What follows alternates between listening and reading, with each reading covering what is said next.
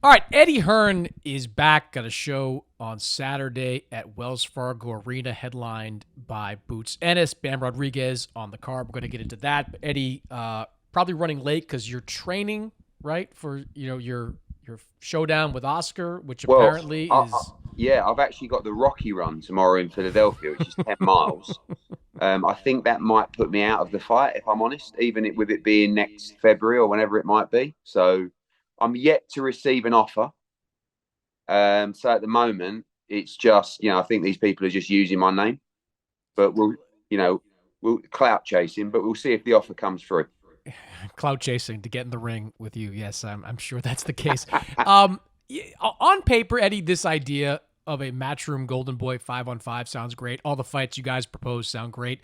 But the more I think about it, like, those are 5 U.S. main events you'd be taking off the table. Like, how do you balance that? Because we say they're 5 US main events, but would we actually see them in America? I mean, that's the reality. Like, we know that the purse strings in Saudi, the opportunities financially for the fighters are making these fights happen. So for me, it's a bird in the hand worth two in the bush.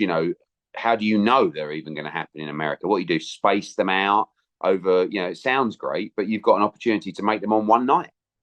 So, I think the only issue is obviously some of the fights that were discussed are proposed for the February card, and the 5v5 could be a separate kind of event. So I don't know. We'll have to see what happens, but we're all in. I phoned Eric Gomez yesterday after Oscar's clapback and said, like, jokes aside, I'm in for this. So if you really want to do it, let's make it happen. And you think that the money is there from Turkey to do it, Yeah, to put it's a this all big thing. together? I mean, you saw the success of the Queensbury v Matchroom one, and I think for this 5v5 to work, you really need two people that have a massive rivalry. And I don't feel there's a rivalry between us and Golden Boy, because it's like, I don't know how you describe it in America, but I don't know, like, top level NBA versus the team who plays on a Sunday.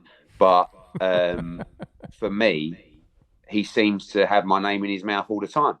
So I would gladly destroy him on one night with matchups that I think we're very strong favourites for.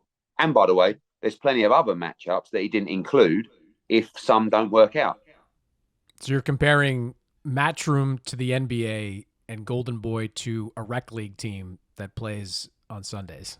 Yeah, I mean, maybe they train on a Tuesday and Thursday as well. I don't know, but yeah, something Okay. like that. All right. Couple things I want to get to before we talk about Boots. You've been talking all week about Conor Benn as the suspension has been lifted over in the UK.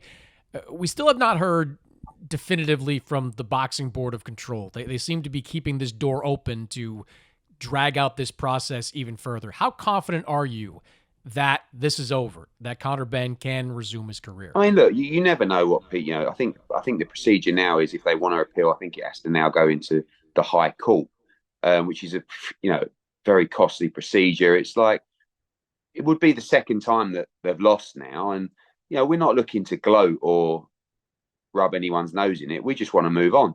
The NAPD is an independent panel designed to rule over these matters. I mean, it's the ruling body, and they looked into the entire case, all of the facts, and they cleared him of any wrongdoing. So, we'll see what happens. But for me, I think this is the end, and hopefully everyone can move on now. It's been well over 2 years since those tests. And he's ready. He's ready to return. He'll be landing in Philly in a couple of hours, and then he'll be at the show tomorrow night. And obviously, a very keen spectator to look at Jaron Boots Ennis in action. Yeah, so we know that Connor recently added Keith Conley to his team, someone you've worked with, Edgar Berlanga, among others. What are the discussions like about Connor's next fight? Because we were all in Saudi when he hopped in the ring, challenged Chris Eubank Jr. It seemed like that was happening next. Are you starting to think something different? Where are you at with him? No, I mean, that fight is always there, and it's a huge fight. Financially, it's the biggest fight for Conor Benn. He's got the opportunity, really, to walk into a shot pretty much at any belt at 147, because I think a lot of those guys think they can beat him, and it's a big money fight.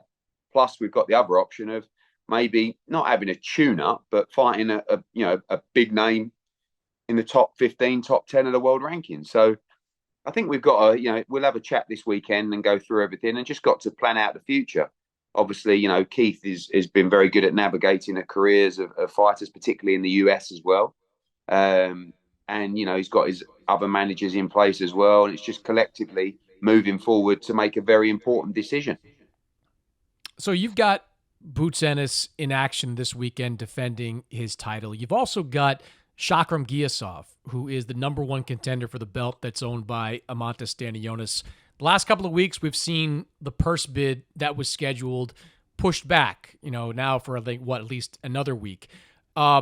Is that at all related to what's going on with Boots, the potential for a Boots Stanionis fight in the early part of next year? Not really. I mean, we are talking to PBC about the potential of Stanionis v Boots.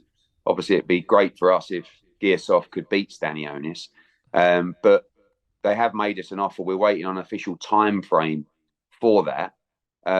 We would like Giyasov to get his shot, hopefully, in the next month or two, and then Boots can fight the winner of that fight. That would be great.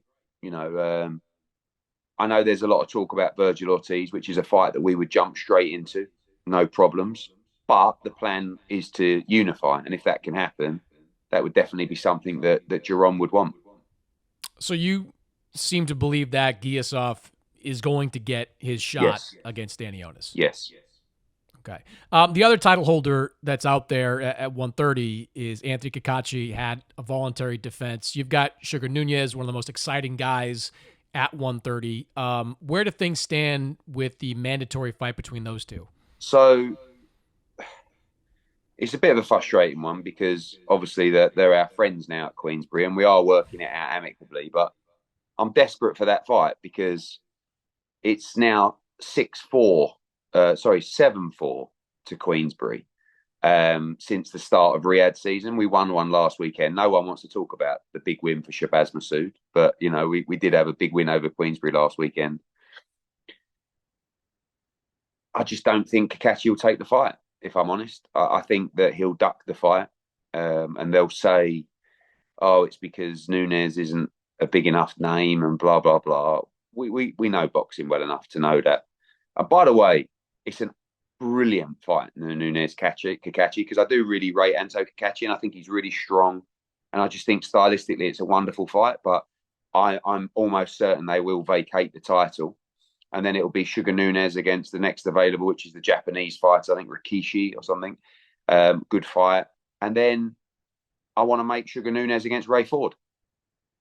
I think it's just a brilliant fight. And, Nunez has done his bit. He went to Russia. He beat Rakhimov, stopped him on his home turf. Great performance last time.